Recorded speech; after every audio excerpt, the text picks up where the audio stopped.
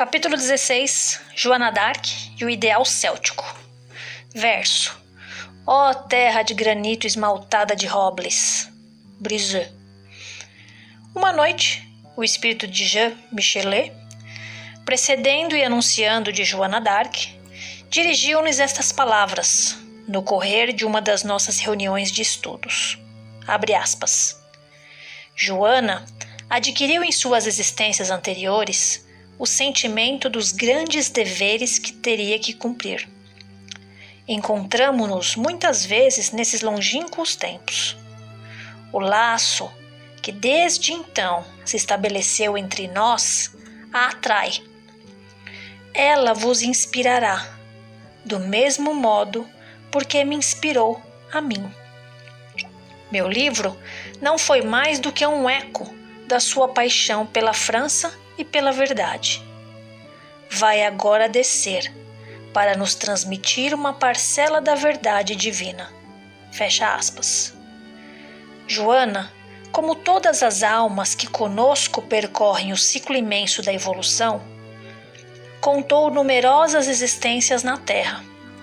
Algumas foram brilhantes, vividas sobre os degraus de um trono, outras obscuras, todas, porém, de resultados fecundos para seu próprio adiantamento e benéficas para os seus semelhantes. As primeiras transcorreram durante o período céltico, no país de Armor. Lá é que a sua personalidade se impregnou dessa natureza particular, feita de ideal, de intrepidez e de mística poesia que a caracterizava no 15º século.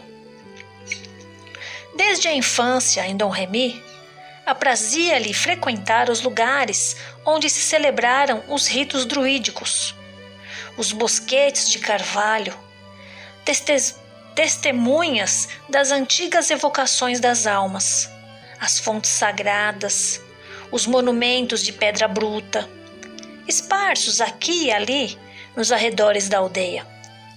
Gostava de internar-se na espessa floresta para lhe escutar as harmonias, quando, sacudindo-a, o vento fala vibrar qual harpa gigantesca. Com um olhar dividente, distinguia, por sob as abóbodas verdejantes, as misteriosas sombras dos que presidiam aquelas evocações e aos sacrifícios. Entre seus guias invisíveis, poder-se-ia deparar com os espíritos protetores das galhas, os mesmos que em todas as eras prestam assistência aos filhos de Arthur e de Merlin e dão aos que lutam por uma causa nobre a vontade e o amor que conduzem à vitória.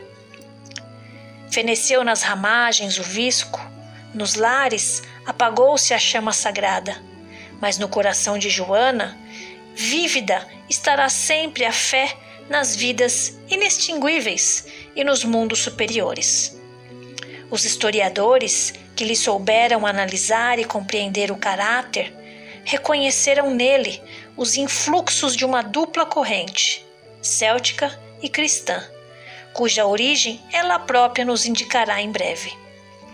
Henri Martin, notadamente, a acentuou nas páginas de sua história.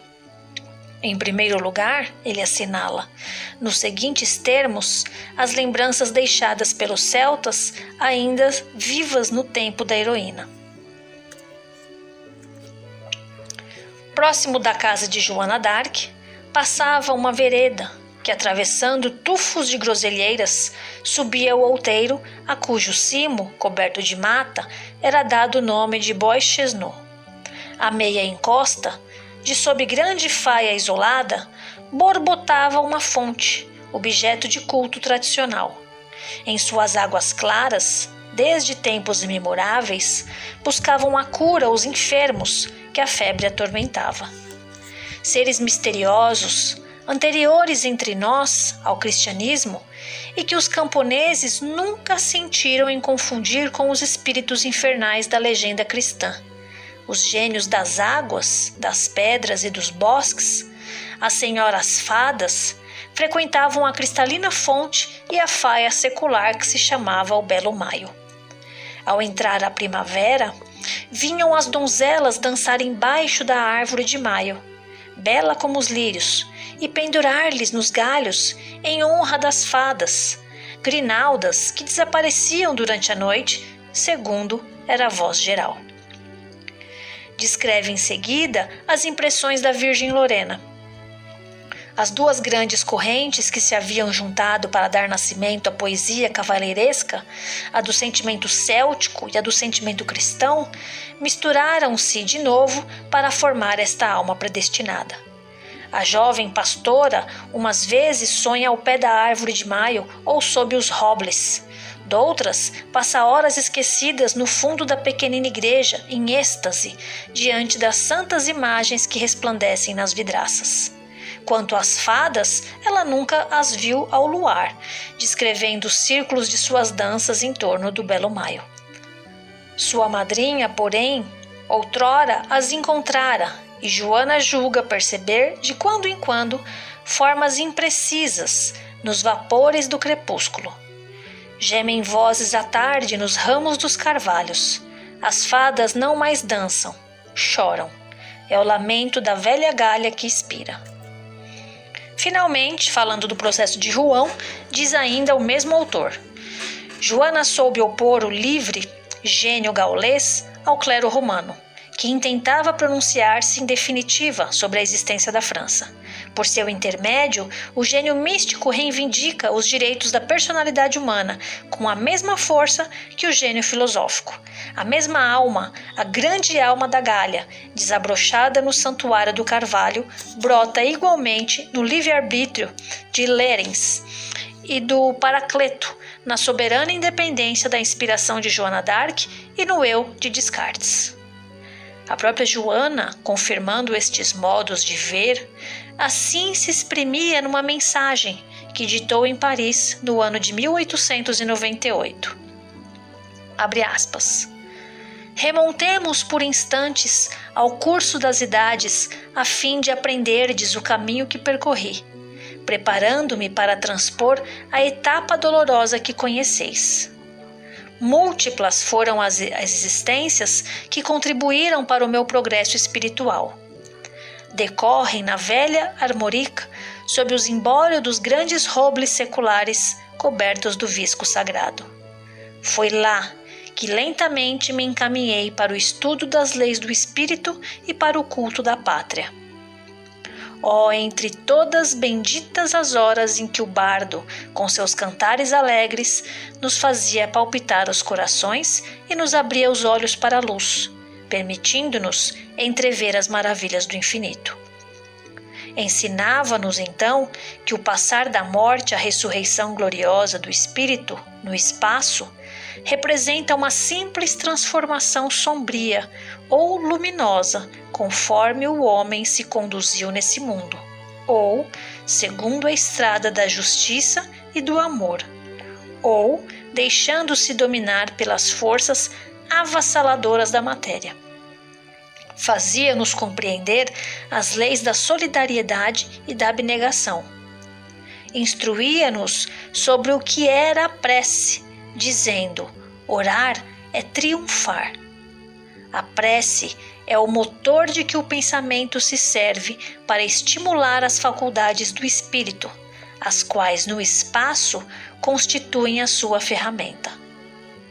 A prece é o ímã poderoso de que se desprende o fluido magnético espiritual, que não só pode aliviar e curar, como também descerra ao espírito horizonte sem fim e lhe dá aso de satisfazer ao desejo de conhecer e aproximar-se continuamente da fonte divina, donde manam todas as coisas.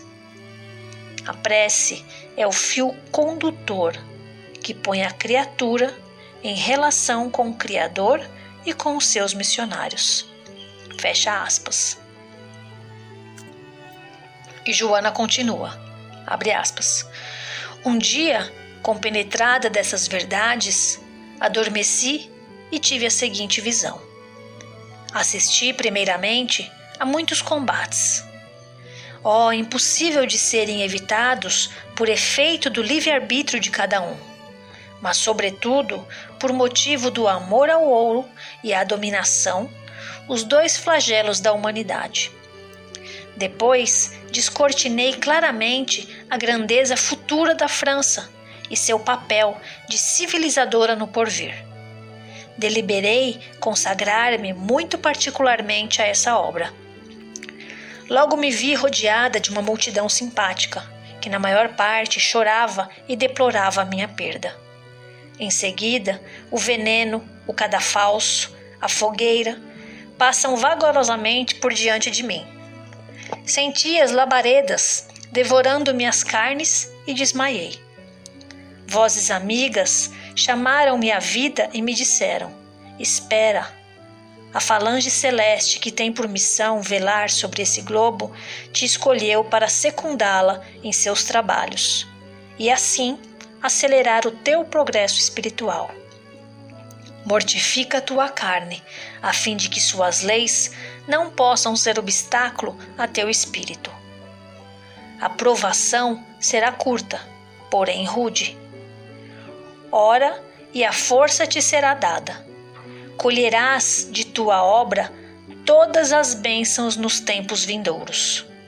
Assegurarás a vitória da fé arrazoada contra o erro e a superstição. Prepara-te para fazer em tudo a vontade do Senhor, a fim de que, chegada a ocasião, tenhas adquirido bastante energia moral para resistir aos homens e obedecer a Deus. Seguindo esses conselhos, os mensageiros do céu virão a ti. Ouvirás suas vozes, eles te guiarão e aconselharão. Podes ficar tranquila, não te hão de abandonar. Como descrever o supremo anelo que se apoderou de mim? Senti o aguilhão do amor penetrar todo o meu ser. Não tive mais outro objetivo que não fosse trabalhar pela libertação espiritual deste país abençoado em que acabava de saborear o pão da vida e de beber pela taça dos fortes. Essa visão foi para minha alma um celestial viático. Fecha aspas. Lá nos confins do continente, como imensa cidadela contra a qual o mar e a tempestade se empenham num interminável assalto, estende-se uma terra singular, austera, recolhida, propícia ao estudo, às graves meditações. Ao centro, um vasto planalto se alongam a perder de vista.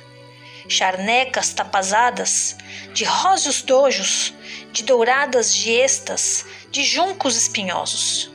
Além, os campos de trigo alternam com as macieiras acaçapadas. Bordam o horizonte bosques de carvalho tão espessos que nenhum raio de sol lhes atravessa as frontes. É a Bretanha, o santuário da Gália, o lugar sagrado onde a alma céltica dorme um pesado sono de 20 séculos. Que às vezes lhe percorri empunhando o cajado, trazendo a tiracolo o saco de viagem, os balseiros densos, as ásperas quebradas, as angras cavadas pela maré. Que de vezes interroguei o oceano de cima dos promontórios de granito. Conheço-lhe os vincos e as sinuosidades das encostas e dos vales.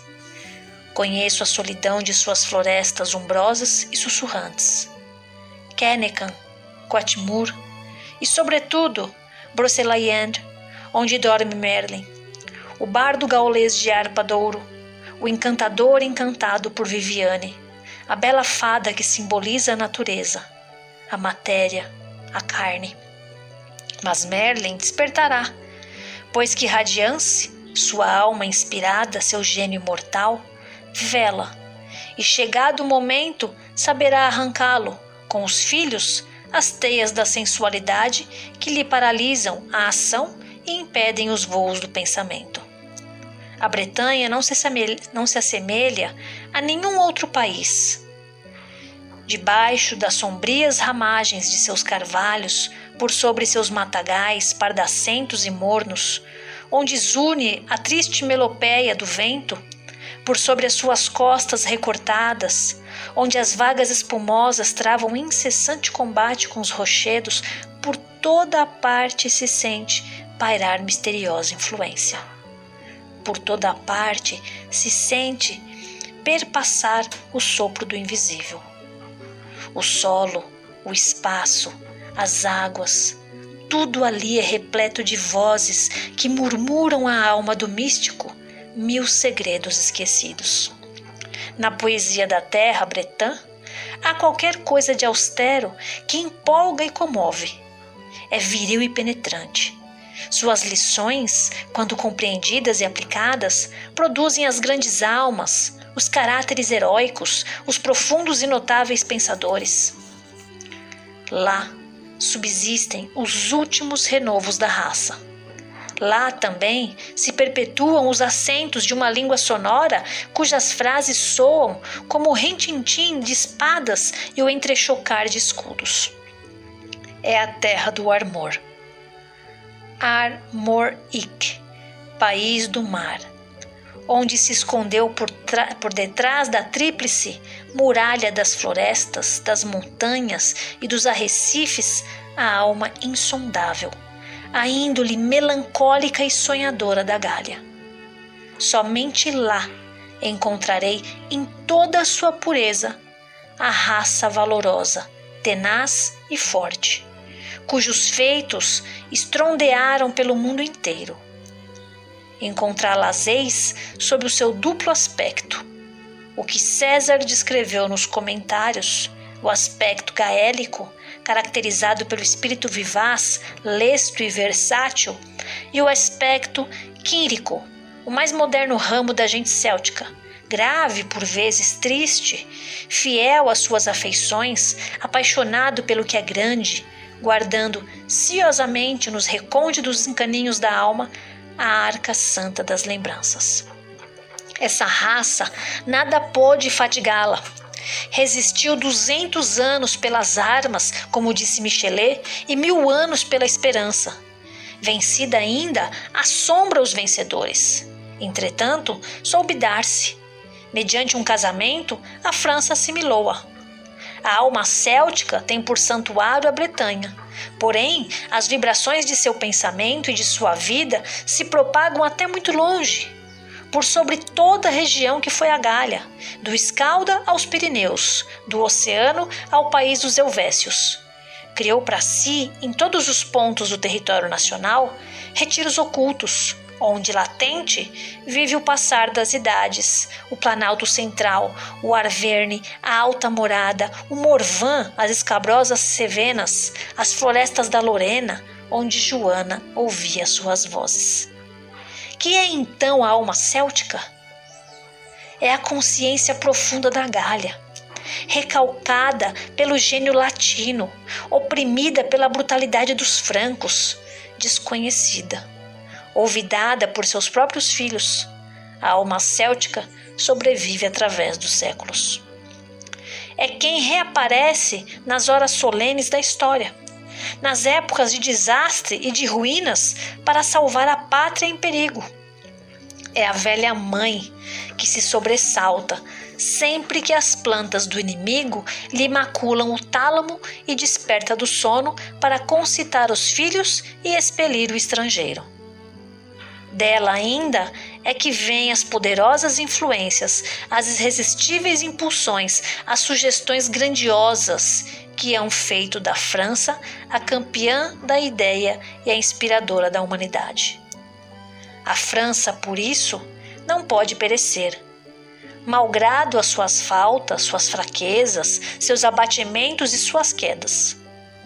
De cada vez que o abismo se lhe abre aos pés, do seio dos espaços, invisível mão se estende para guiá-la. Durante a Guerra de 100 Anos, como ao tempo da Revolução, a alma céltica ressurge para entusiasmar, para inflamar os heróis. Orienta os enviados providenciais e muda a face às coisas. Por vezes se recolhe, adormece, dorme e então, não lhe escutando a voz, seu povo se abate, perde a virilidade, a grandeza, escorrega pouco a pouco pelo declive da dúvida, do sensualismo, da indiferença, não mais se lembra das virtudes, das forças que tem dentro de si mesmo. Os acordamentos, porém, são ruidosos, e cedo ou tarde ela de novo aparece, jovem ardente, impetuosa, para indicar aos filhos o caminho dos altos cismos e o manancial das maravilhosas instituições. Estamos presentemente numa dessas horas. Há um século atravessamos um período de silêncio. A alma céltica se conserva muda. O brilho do gênio nacional empalidece. A França se materializa e degenera, esquece seu objetivo sublime, sua sagrada tarefa. Todavia, já no alvorecer dos dias que despontam, o pensador vê a alma da Gália levantar-se envolta em longos véus. Rebrilha numa eterna juventude coroada de verbena, deslembra os prolongados lutos, a morte aparente, as dolorosas provações. Apontando com o dedo para o céu, mostra-nos a aurora, a primavera da ideia, a vitória definitiva e próxima do pensamento céltico, desembaraçado das sombras de que o colmaram 20 séculos de opressões e de erros. Multiplicadas manifestações do sentimento céltico se observam há 30 anos. Por ocasião da exposição de 1900, o contra-almirante Reveillère escrevia ao Conselho Municipal de Paris, propondo-lhe fizesse figurar no Campo de Marte o menhir, quebrado de Locmariaker, uma pedra de 25 metros, colossal monumento levantado pela mão dos celtas a bordo do pequeno mar Morbihan, cujas margens e ilhas são ricas de imponentes relíquias. Dólmens gigantescos, cromlechs, túmulos, pedra-aprumadas, a cuja sombra cantavam os bardos. É preciso, acrescentava o contra-almirante Reveillère, fundamentando sua proposta, que o panceltismo se torne uma fé, uma religião. Precisando este conceito, dizia mais adiante, dupla é a obra de nossa época. Em primeiro lugar, a da renovação da fé cristã, assentando-a na doutrina céltica da transmigração das almas, como a cruz assentou no menhir, única doutrina capaz de satisfazer a inteligência pela crença na perfectibilidade indefinida da alma humana, numa série de existências sucessivas. Em segundo lugar, a da restauração da pátria céltica e da reunião, num só corpo, de seus membros hoje separados. Não somos latinos, somos celtas. Aplaudimos essas palavras que protestam contra um erro histórico, prenhe de consequências funestas à França. Desde então, tomou incremento esse movimento de ideais. Todos os anos, os representantes mais ilustres da raça se reúnem em assembleia ou em Esteford, em algum ponto da terra céltica.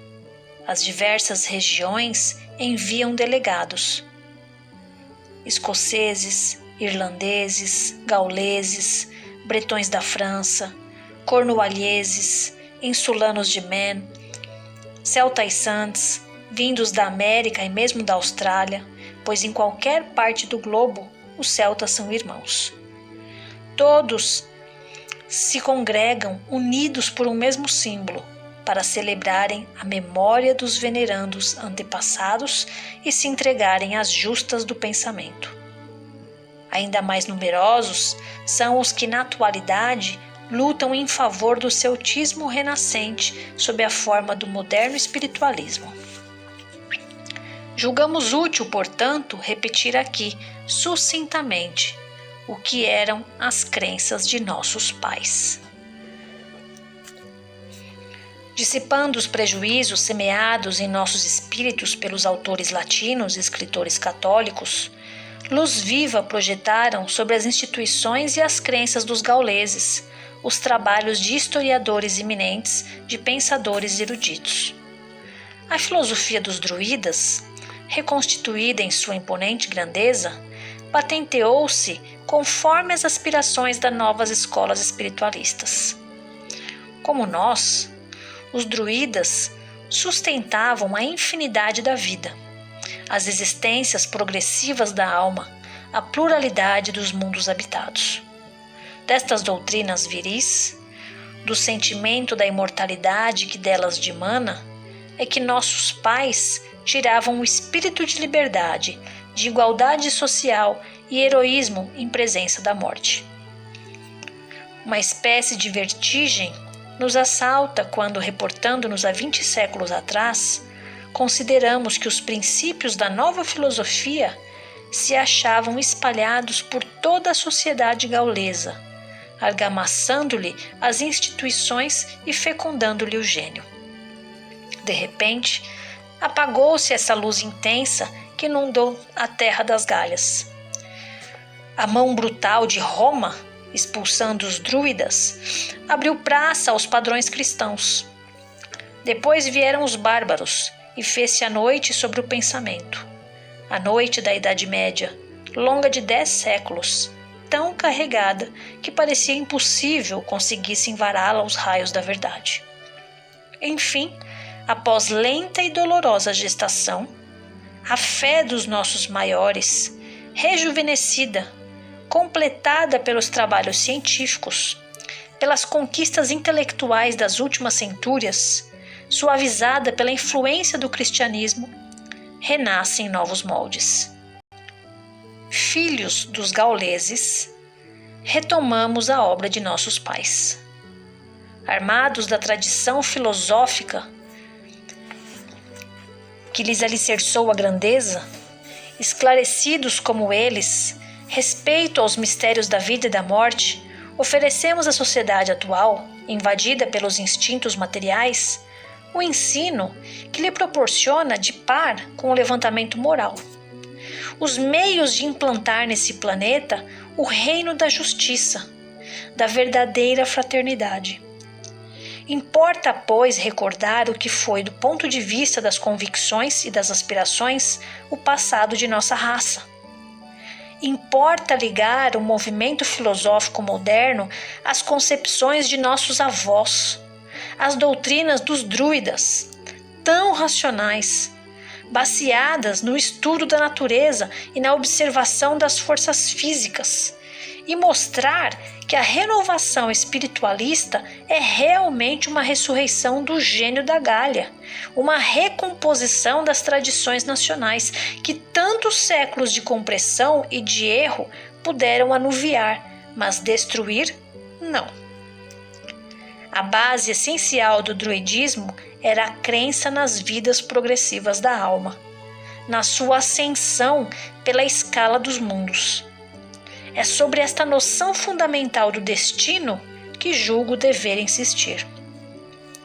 Quisera dispor dos recursos da eloquência e dos elementos de persuasão do talento para expor a grande lei das tríades e dizer como das profundezas do passado, dos abismos da vida, surdem sem cessar, se distendem e sobem as extensas teorias da alma.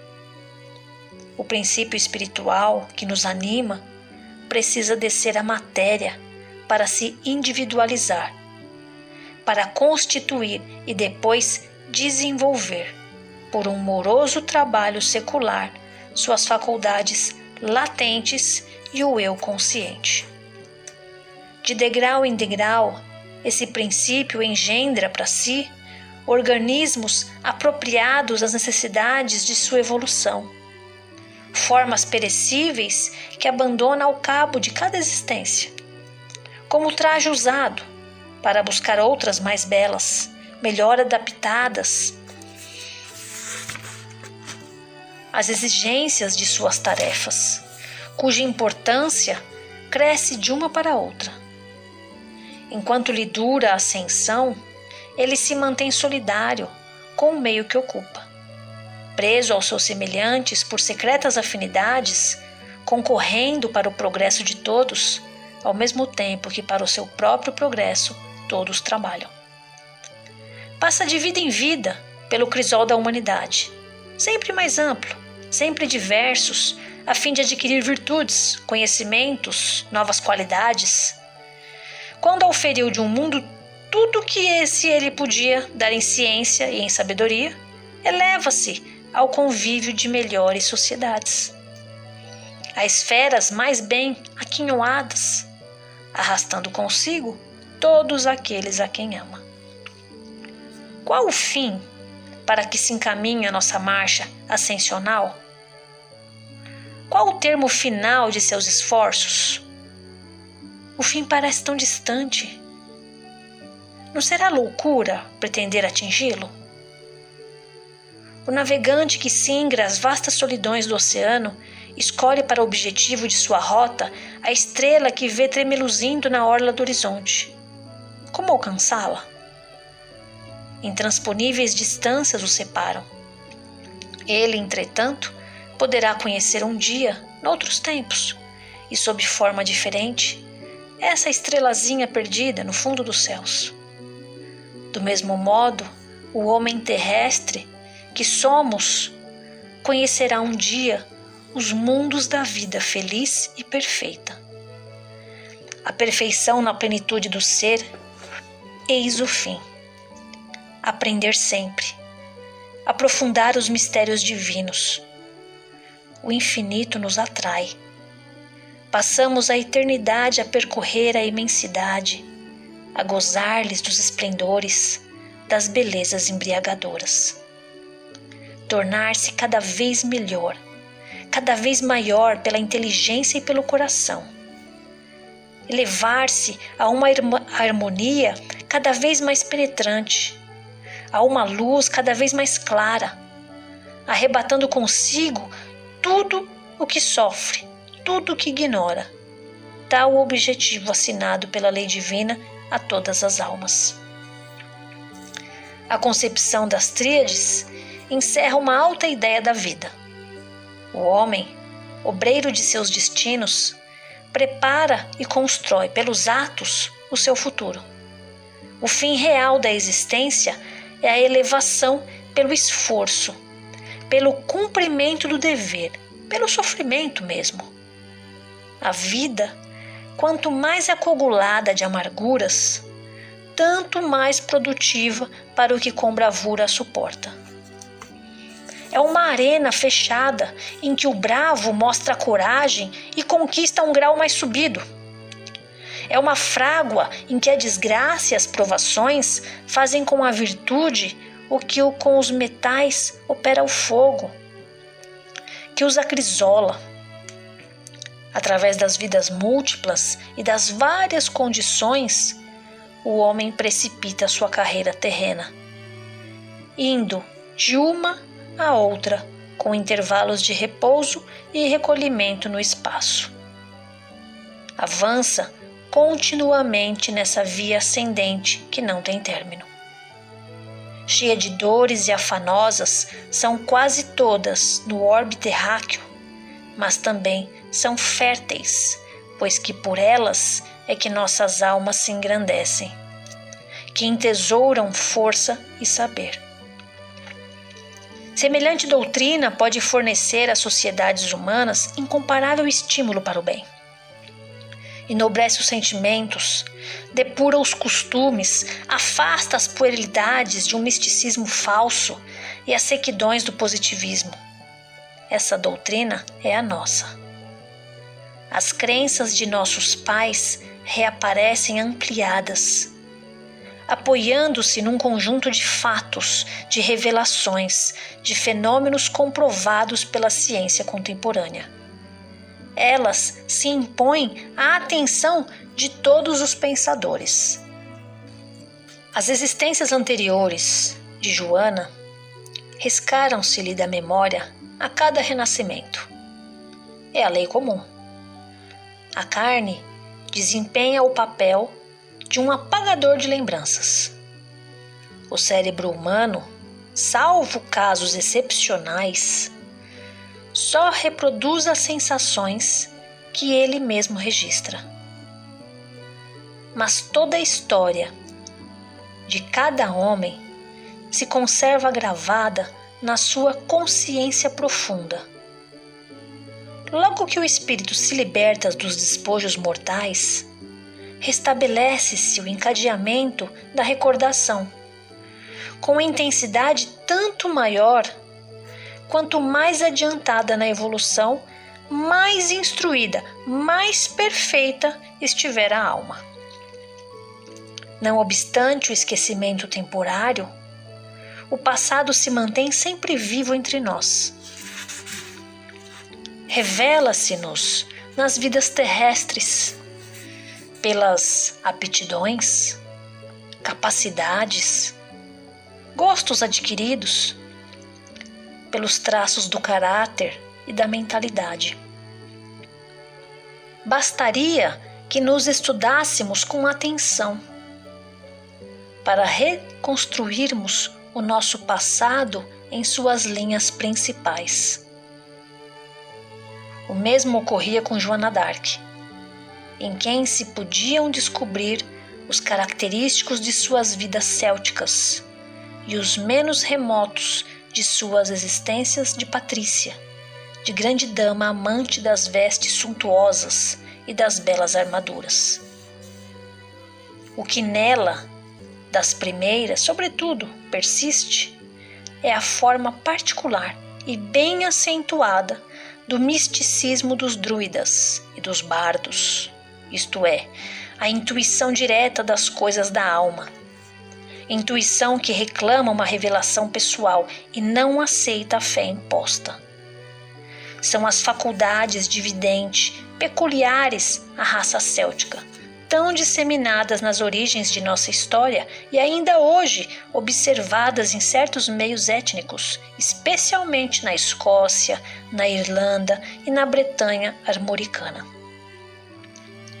Só pelo uso metódico dessas faculdades se pode explicar o conhecimento aprofundado que os druidas tinham do mundo invisível e de suas leis. A festa de 2 de novembro, a comemoração dos mortos, é de fundação gálica. Os gauleses praticavam a evocação dos defuntos nos recintos de pedra. As druidisas e os bardos obtinham os oráculos. A história nos ministra exemplos desses fatos.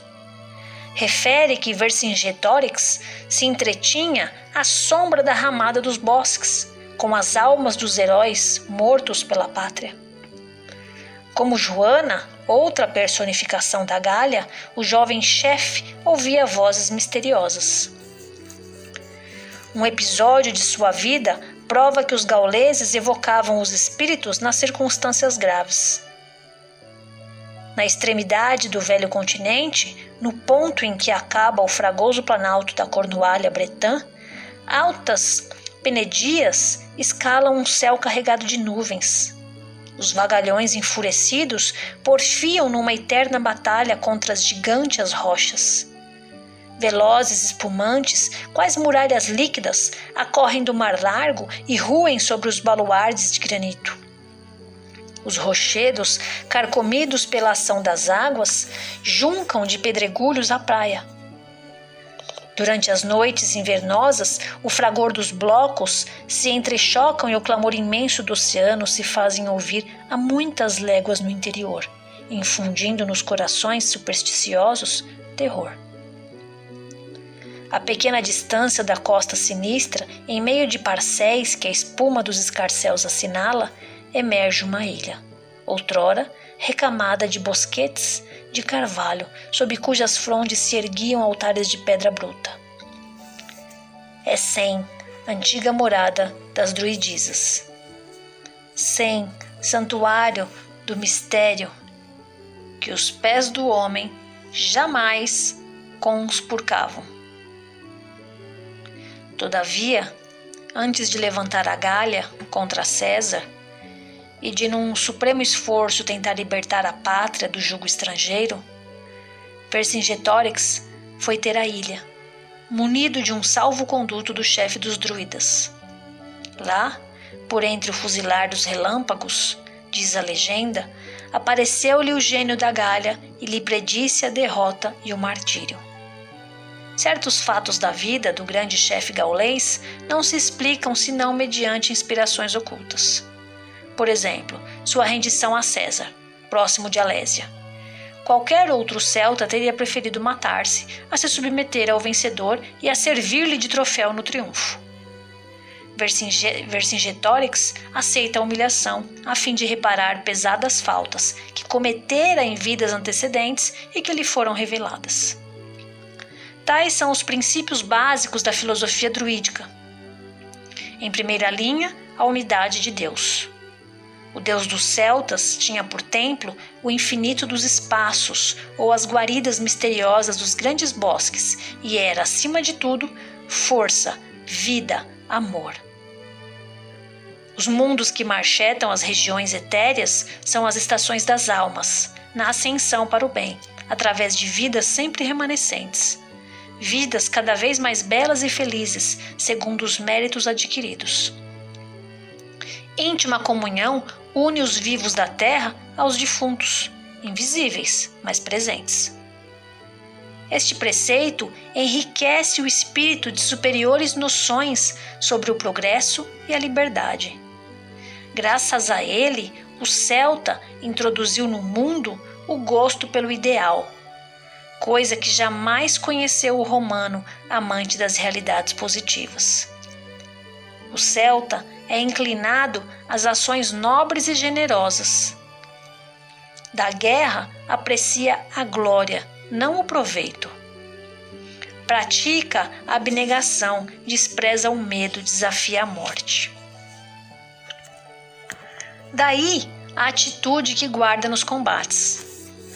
Os chefes guerreiros só entram na peleja vestindo flamantes uniformes e cavalgando corcéis dignos dos deuses, diz o coronel Biototti. Estudai bem Joana d'Arc e descobrirei nela todos esses sentimentos e gostos. Joana é como que uma síntese do que de mais puro e de mais eminente encerram a alma céltica e a alma francesa, razão porque sua memória fulgirá sempre, qual estrela, no firmamento nuvioso da pátria. Em todas as ocasiões de infortúnio, a França se voltará instintivamente para ela como para um paládio vivo. Nova Veleda, última flor desabrochada entre as vergônteas do visco sagrado, Joana personifica o gênio da Gália e a alma da França. Nela se manifestam todas as modalidades, todos os sinais indicativos das faculdades que constituem o dom dos videntes e das druidisas. Médium por excelência, foi o instrumento de que os espíritos protetores da Gália, que se tornara a França, lançaram mão para salvar este país. Ora, ao êxito de uma obra de salvação, é mister que o salvador de um povo seja produto dos mais puros elementos de sua substância, rebento das raízes vigorosas de suas origens e de toda a sua história. Joana o foi no mais elevado grau. Eis porque encarna o duplo gênio da Gália e da França cristã. Embora uma parte de nossa raça tenha perdido os caráteres que lhe distinguiam a nacionalidade, a alma céltica sobrevive em a nação francesa. É, conforme dizíamos há pouco, a sua consciência profunda e assim como as forças acumuladas em nós, no correr das idades, e entorpecida pela carne, tem despertares ruidosos. Também a alma céltica rebrilhará numa ressurreição esplendente para salvar, não mais como outrora, a vida material de seu povo, mas para lhe salvar a vida moral comprometida. Virá reacender nas almas cansadas o amor ao saber e a disposição ao sacrifício. Repetir-nos-á as palavras consagradas e as comoventes invocações que faziam retumbar as praias sonoras e os ecos das florestas. Proporcionará aos espíritos hesitantes que vogam ao léu no mar da incerteza a visão de horizontes onde tudo é calma e maravilha. À França atual faltava a ciência superior dos destinos, a divina esperança, a confiança serena no futuro infinito. Seus educadores não lhe têm sabido dar esses elementos essenciais da verdadeira grandeza, indispensáveis aos nobres arroubos da alma. Daí decorre a esterilidade relativa de nossa época, a ausência de ideal e de gênio. Eis aqui, porém, o remédio. Ao mesmo tempo que as correntes da democracia nos reconduzem às tradições políticas da Gália, o espiritismo experimental nos reconduz às suas tradições filosóficas. Allan Kardec, inspirado pelos espíritos superiores, restaurou, dilatando-lhes o plano, as crenças de nossos antepassados. É verdadeiramente o espírito religioso da Gália que revive nesse chefe de escola. Nele, tudo lembra o druida, o nome que adotou, absolutamente céltico, o monumento que, por sua vontade, lhe cobre os despojos materiais, sua vida austera, seu caráter grave, mediativo, sua obra inteira. Allan Kardec, preparado em existências precedentes para a grande missão que acaba de desempenhar, não é senão a reencarnação de um celta eminente. Ele próprio o afirma na seguinte mensagem obtida em 1909, abre aspas, fui sacerdote, diretor das sacerdotisas da ilha de Sem e vivi nas costas do Mar Furioso, na ponta extrema do que chamais a Bretanha. Não esqueçais o grande espírito de vida, aquele que faz crescer o visco nos ramos do carvalho e que as pedras antigas de vossos avós consagram. Sinto-me feliz por vos assegurar que vossos pais tiveram a fé. Guardai-a como eles, pois que o espírito céltico não está extinto na França. Tem sobrevivido e restituirá aos filhos a vontade de crer e de se aproximar de Deus. Não esqueçais aqueles a quem amastes, os quais todos vos cercam como as estrelas do céu, que não vedes em pleno dia, ainda que brilhem constantemente. O poder divino é infinito. Irradiado por sobre vós, através das brumas da terra, seus raios vos chegam disseminados e enfraquecidos. Escutai a voz do coração, quando, enfrentando o oceano, cujas encapeladas vagas se perseguem, vos sentis tomados de medo e de esperanças. Ela fala alto às que o querem ouvir. Deveis compreendê-la. Porquanto para isso tendes dito, reunidos todos os ensinamentos da terra. Amai-vos, a nós, os homens antigos deste mundo. Temos precisão de que vos lembreis de nós, meus bem-amados. Que vossas almas venham visitar-nos durante o sono que Deus vos concede. Quereis saber quem sou, dir-vos-ei meu nome. Porém, que importam nomes?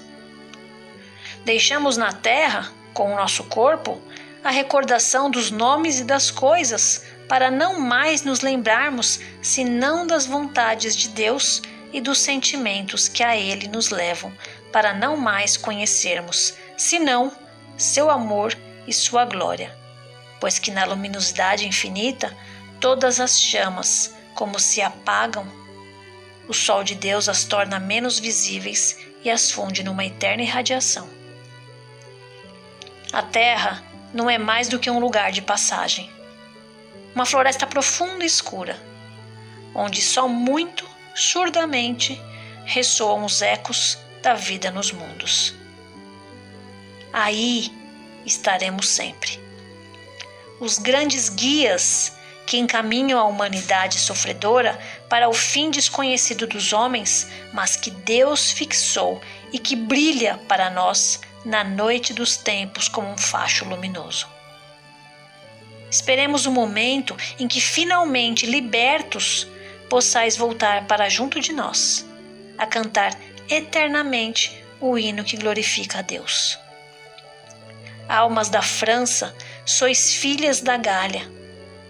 Lembrai-vos das crenças de vossos antepassados, que também foram as vossas. Remontai algumas vezes pelo pensamento as fontes saudáveis de vossas origens, as tradições fortes e as alturas de nossa história, para recobrardes a energia e a fé, para reavivardes o espírito e reconfortardes o coração na pureza do ar, na beleza dos cumes e na luz divina. Fecha aspas, Allan Kardec.